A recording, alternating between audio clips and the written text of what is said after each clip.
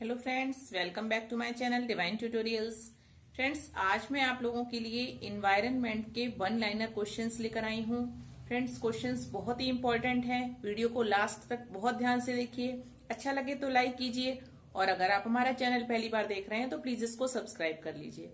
Friends, पर्यावरण के question exam में पूछे जाते हैं और ये वन लाइनर क्वेश्चन जो कि आप लोगों को हमेशा याद रहेंगे वो मैं आप लोगों को बताऊंगी। फ्रेंड्स, बहुत ही ज्यादा इंपॉर्टेंट क्वेश्चंस हैं, तो आइए शुरू करते हैं। आज का हमारा पहला क्वेश्चन है, देखिए, सजीवों को 5 जगतों में विभाजित किया गया था। तो देखिए, सजीवों को 5 जगतों में विभाजित किया था। किसने किया था? तो वो किया था R.H. विटेकर। R.H. विटेकर ने किया था सजीवों को 5 जगतों में विभाजित। क्योंकि इसी टाइप से क्वेश्चन एग्जाम में पूछा जाता है, यानी कि क्वेश्चन आता है और उसमें ऑप्शन दे रखे होते हैं 4, उनमें से एक ऑप्शन हमारा सही होता है। तो इसी तरीके से मैं आप लोगों को बता रही हूँ कि वन लाइनर क्वेश्चन जिसमें कि एक ही आंसर सही है वही मैं आप लोगों को बता रही हूँ। वहां पर और भी 3 ऑप्शन होंगे, उनमें से आप लोगों को कोई एक आंसर चूज करना होगा और जब आप लोगों को सही आंसर पता होगा तो आप लोगों को कोई भी प्रॉब्लम नहीं होने वाली।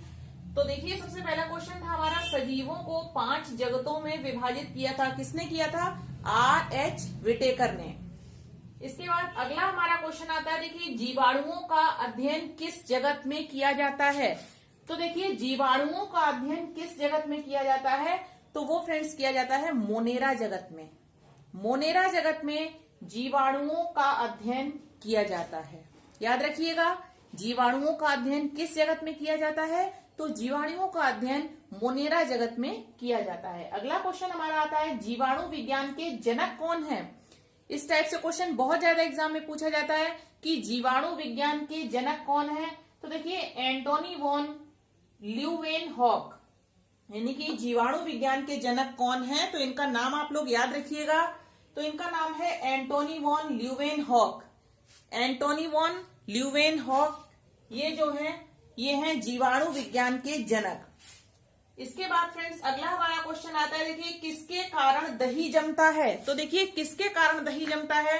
तो दही जो है वो जीवाणु के कारण जमता है। दही किसके कारण जमता है? जीवाणु के कारण। इसके बाद अगला हमारा क्वेश्चन आता है, मुख्य रूप से गर्म एवं आर्द्र स्थानों पर पाया जाने वाला जीव है। यानी कि मुख्य रूप से गर्म एवं आर्द्र स्थानों पर पाए जाने वाले जीव हैं, तो वो फ्रेंड्स हो जाएंगे कवक।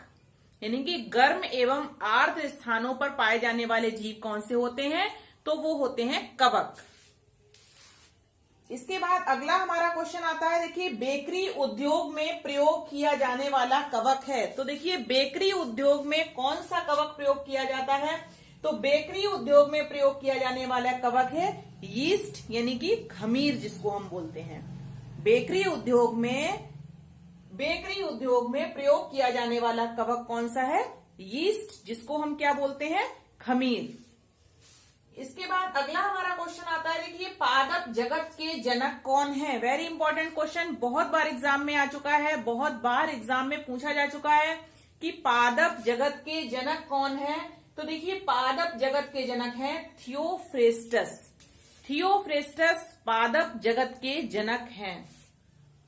इसके बाद अगला हमारा क्वेश्चन आता है, देखिए, अमरबेल उदाहरण है। तो अमरबेल किसका उदाहरण है? अमरबेल उदाहरण है रेशेदार जड़ का। रेशेदार जड़ का उदाहरण है अमरबेल। याद रखिएगा, अमरबेल किसका उदाहरण है? तो अमरबेल रेशेदार जड़ का उदाहरण है। इसके बाद अगला हमारा क्वेश्चन आता है, देखिए, आलू प्याज अदरक में खाया जाने वाला भाग है। यानी आलू प्याज अदरक में खाया जाने वाला भाग कौन सा होता है? तो वो फ्रेंड्स होता है तना।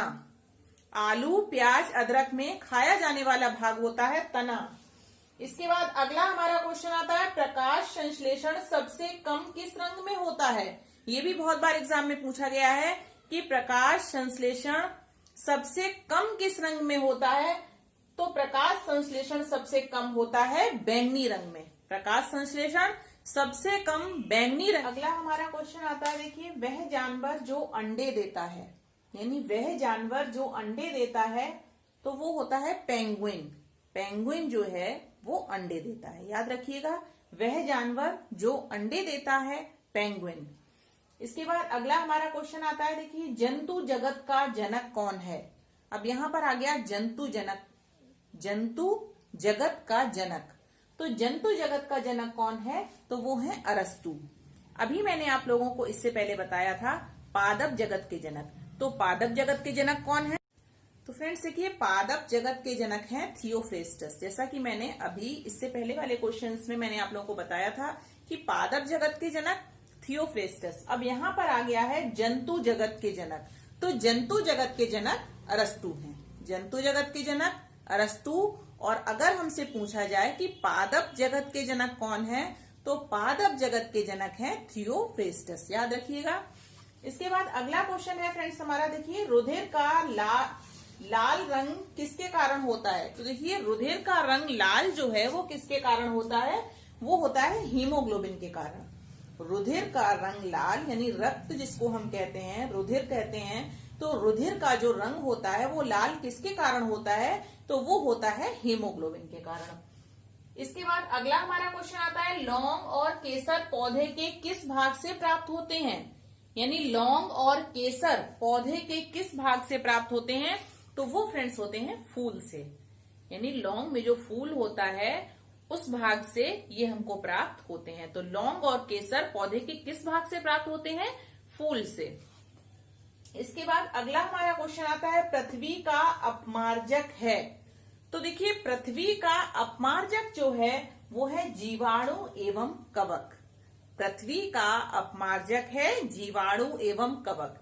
इसी तरीके से क्वेश्चन एग्जाम में पूछे जाते हैं, क्योंकि क्वेश्चन जो एग्जाम में आता है उसमें क्वेश्चन दे रखा होता है, उसमें ऑप्शन होते हैं 4, उनमें से एक